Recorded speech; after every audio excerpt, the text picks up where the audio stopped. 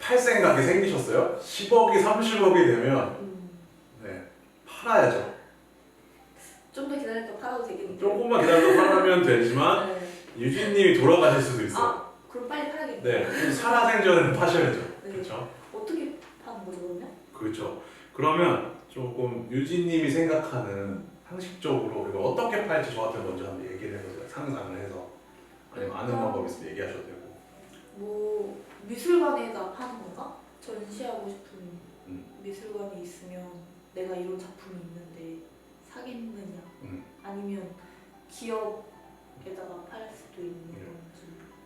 가능합니다. 오. 미술관에 팔 수도 있고 기업에다 팔 수도 있는데 저는 이제 그걸 여쭤보고 싶어요. 그럼 내 작품을 들고 내가 미술관에 가서 이거 사세요라고 이렇게 하는 걸까요?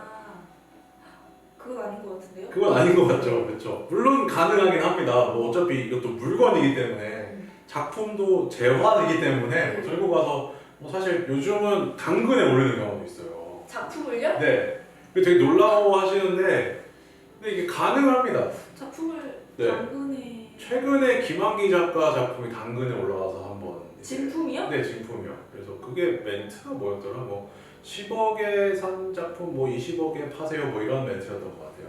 그래서 약간 컬렉터 분들이 좀 화도 많이 내고 뭐 작품을 이렇게까지 팔아야 되나 뭐 되게 놀랍다라고 했는데 네. 저는 개인적으로 이걸 어떻게 생각하실지 모르겠지만 그게 뭐 이상한 건 아니라고 생각합니다. 그러니까 좀 우리가 낯설다 뿐이지 거래를 하는 방식에서는 뭐 그게 틀렸다 맞다로 얘기할 수 없을 것 같아요. 어차피 당근에서 팔면 조금 더 솔직한 얘기로 세금을 안 내셨겠죠. 그 목적이었네. 현금 거래를 하니까 네. 만나서 당근이세요 하고 네. 그때 김한기 작가 작품이 최소 뭐 한 10억 이상은 했을 거니까 당근이세요 부르고 15억 왔다 갔다 했으면 네. 뭐 사실 세금 없이 그렇게 살 수 있는 방법이기도 하죠. 물론 이건 탈세입니다. 네. 이렇게 그러면 안 하시면 되죠. 안 되기도 하고 저희가 그렇다는 건 아니고요. 근데 뭐 다른 관점에서 생각하면 뭐 똑똑한 분이실 수도 있겠네요. 아니, 좀 그렇긴 한데 그런 방법 말고 네. 정당하게 정당하게 네. 뭐 그것도 정당하지 않은 건 아닌데 많이들 하시는 방법. 근데 뭐 그 정도를 사셨다면 사실은 미술계에 아시는 분이 많았을 거예요. 30억 정도 받는 작품을 이미 사셨다면 갤러리에서 유진님을 보통 VIP로 관리합니다. 그렇겠네요. 아트페어에서도 VIP로 관리하고 매해 VIP 표를 받게 되실 거예요. VIP, VVIP 표를 해서 남들이 들어가기 전에 먼저 들어가시고 누가 알기 전에 먼저 작품을 아시게 되시고 뭐 옥션이나 이런 데서도 계속 뭔가 파티나 해외 투어나 아니면 저도 그런 강의를 가끔 하는데 저 같은 강사가 가는 그런 VIP 강의도 계속 참여하시게 될 거예요. 그렇기 때문에 현실을 말씀드리자면 그 정도 작품을 소유하시면 파는데 그렇게 어려움이 없습니다. 내가 이걸 팔 생각입니다 라고 얘기를 하면 주변에 뭔가 정보도 많고 도와주시는 분도 많을 거예요. 근데 우리는 지금 가정이니까 예를 들어서 30억은 그렇다 치지만 아까 사셨던 500짜리도 있잖아요. 500짜리. 네, 이제 그것도 한 10년 지나서 작가가 꾸준히 활동을 한다면 그것도 가격이 많이 올랐을 겁니다. 네. 그럼 이제 500짜리를 파는 걸로 해보죠. 네. 어디로 가야 되나? 그쵸. 어디로 가야, 뭔가 어디로 가야 될 것 같죠. 네. 근데 이제 미술관에 가서 팔려면 아까 이 단색화 같은 경우에는 워낙 유명하니까 팔 수 있다 쳐도 이 작가는 그만큼 유명하지 않단 말이에요. 그러면 어디 홈페이지에 올리는 건가? 네. 그래서 많이 그냥 간단하게 생각하시는 게 이거예요. 샀던 갤러리를 찾아가는. 근데 그러면 사줄까요? 안 살 것 같은데. 네. 그 작가가 그 갤러리랑 계속 일을 하거나 그 갤러리가 그걸 다시 되팔았을 때 수익이 난다면 매입하겠죠. 근데 보통 그런 갤러리는 없습니다. 네. 작품은 그래서 저는 조금 특이한 큐레이터긴 한데 미술 시장도 관련하는데 좀 사지 말라는 큐레이터 중에 하나입니다. 작품을. 그러니까 뭐 이렇게 과정이라던가 작품의 판매하는 루트까지도 잘 모르시는데 이게 투자를 특히 대출을 받아서 투자하는 경우가 많아요. 작품이에요? 그 주식도 대출 받아서 하면 안 되고 또 아는 분들하고 이렇게 3, 4, 5 모여서 작품을 사시는 경우도 있습니다. 금액이 워낙 크다 보니까 1억짜리 1억은 없지만 3천만 원, 2천만 원 모으는 것도 가능하시거든요. 웬만한 직장인들이나. 그러면 서로 지분을 나눠서 1억짜리를 매입하세요. 그러면 여기서 문제가 되는 게 뭐냐면 사업이 좋고 직장이 좋을 때는 그걸 그냥 갖고 공동소유로 갖고 계시다가 뭐 돌아가면서 걸어두시던 뭐 그건 상관이 없으니까. 근데 그 중에 한 분이 꼭 경기가 안 좋아서 작품을 급하게 팔아야 되는 상황이 발생해요. 보통 작품을 이렇게 파시는 경우가 많아요. 급매요. 아, 금매. 보통 작품까지를 팔게 되는 정도가 되면 많이 어려워지는 정도거든요. 그냥 작품 자체를 갖게 되는 이유는 아까 유진이 말씀하신 것처럼 어떤 재산 증식의 목적을 갖고 하는 경우도 있지만 감상이나 나의 어떤 그런 욕망을 채우기 위해서 그런 것도 있기 때문에 그것까지를 팔아야 되는 상황이라면 많이 어려워질 상황이죠. 근데 상황이 그만큼 급하니까 네. 급한 대로 산 데에 가서 똑똑 문을 두드립니다. 네. 나 이 작품을 팔고 싶습니다. 대부분 책임이 없죠. 네. 그러면 이제 선택할 수 있는 게 옥션입니다. 옥션? 경매요. 우리 보통 뭐 영화에 나오잖아요. 손을 들고 하면 얼마 뭐 네. 1,000, 2,000 그거 옥션이야. 국내에도 옥션이 있으니까 서울 옥션이나 뭐 이런 K 옥션 같은 대형 옥션사도 있고 상장을 하는 대형 옥션사도 있고 아니면 뭐 비상장 옥션인데 소규모의 옥션들도 많고 또 인터넷에서 하는 그 옥션 회사들도 있어요. 그럼 이제 옥션 회사에 내 작품을 내놓는 겁니다. 의뢰를 하는 거죠. 그러면 옥션 회사도 회사잖아요. 네. 그럼 내가 이 작품을 1,000만 원짜리를 팔았을 때 적어도 1,000은 나한테 돌아와야 하잖아요. 그쵸? 적어도 다 떼도 한 800은 돌아와야 될 것 같은데 네. 여기가 조금 애매한 게 있어요. 물론 작가가 유명하거나 아까 같은 단색화 같은 경우에는 30억이다 하면 35억에 팔릴 수도 있고 뭐 안 팔릴 수도 있지만 대부분 그 가격을 유지하는 반면에 이렇게 이제 작가가 별로 안 유명하거나 나의 취향에 의해서 그러니까 남의 취향이 아니라 나 취향이니까 취향에서 산 작품은 가격이 좀 들쑥날쑥한다거나 가격 방어가 안 되는 경우가 있어요. 네. 근데 일단 됐다 손 치더라도 아까 제가 보증서가 왜 필요하다고 했어요. 대팔 때 필요. 그렇죠. 보증서가 있다면 이 과정이 없지만 만약에 보증서가 없다면 옥션에서 뭘 요청할 거냐면 감정을 받아야 하니 감정비를 내세요라고 할 거예요. 그럼 보통 그 분야의 교수님이라던가 그 작가와 관련된 증명을 해줄 수 있는 감정사가 몇 명 달라붙어서 그 작품을 진품이다 아니다를 증명합니다. 그거에 대한 수수료를 내가 일단 내겠죠. 아니면 작품을 판매하는 데서 수수료를 떼줄 수도 있고 그 다음에 경매 수수료가 붙습니다. 경매 수수료. 네, 경매를 하기 전에 작품을 전시해야 돼요. 그쵸. 네, 프리뷰 전시라고 해요. 그래서 VIP도 초청하거나 뭘 하기도 해요. 그 다음에 경매에 가기 전까지 작품을 보관도 해야 돼요.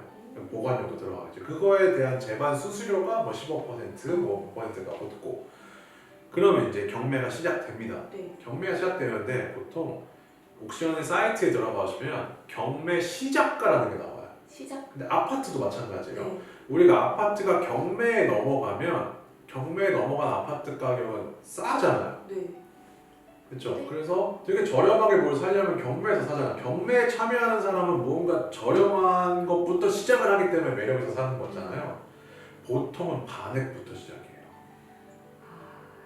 경매 추정가가 1,000을 받아야 되는 작품인데 경매 시작가 진짜 잘 받으면 500부터 시작합니다. 그러면 거기에 이제 추정가 500, 시작가 500, 추정가 한 2,000 정도가 붙어요. 그러니까 예상 범위를 정해놓는 거죠. 1,000의 기준이니까 이건 정해진 기준은 아니고 그러니까 보통 일반적인 경우에 그러면 그래서 낙찰이 되면 다행인데 작품이 보통 유찰되는 경우가 많습니다. 유명하지 않은 경우에 그럼 망치가 안 떨어지고 아무도 유찰 안 하는 작품이 나왔는데 네. 아무도 팔리지 않는 거예요. 그러면 여태까지 한 돈만 내고. 수초 그럴 수 있죠. 아니면 계속 그 옥션에 두는 방법도 있고 그래서 말 그대로 대박이 나지 않는 한 작품에 대한 원가 회수도 하기가 힘들어질 수 있어요. 그래서 작품 구매에 신중하셔야 된다는 거고 또 하나 옥션 중에 이런 옥션이 있습니다. 그 좀 젊은 작가들 작품 아까 신진 걸 하셨잖아요. 네. 작가들도 많이 하는데 제로 베이스 옥션이라는 게 있어요. 어떤 거요? 그거 말 그대로 0에서부터 시작합니다. 시작가가 없어요. 그러면 네, 그러니까 제가 예를 들어서 그런 일이 많이 없지만 네. 500원을 넣는데 아무도 출안 줘 500원을 작품 가져갈 수 있어요. 근데 보통 500원은 안 그렇죠. 되죠. 안 네, 하는 보통은 작품 가격까지 갑니다. 음. 아니면 한 80%, 70%까지 가긴 하는데 근데 그 옥션은 작품만 거래하는 거 아니에요. 명품백도 거래하실 수 있고요. 뭐 롤렉스 같은 시계도 나오기도 해요. 그래서 그런 것도 한번 사이트에 들어가셔서 서울 옥션이나 K 옥션 같은 데는 잘 돼 있어요. 온라인 옥션이. 그래서 구경 삼아서 좋은 게 뭐냐면 거기서 시세 파악이 돼요. 작품 시세 파악이 돼요. 그러니까 아트페어를 처음 유진님이 이제 가시면 시세를 모르기 때문에 이게 비싼지 싼지 모른단 말이에요. 근데 옥션의 그 정보들을 잘 보면 작품의 시세를 파악할 수 있어요. 우리가 부동산 정보 알듯이. 그래서 그렇게 할 수도 있고 또 다른 방법은 이제 직거래를 하는 방법이죠. 작품을? 네, 아까 말씀하신 대로 회사에 아니면 컬렉터들 아니면 내 친구 아니면 뭐 우리 부모님 아니면 뭐 저 같은 이렇게 미술에 관심 많은 사람한테 넌지시 제안을 하실 수 있겠죠.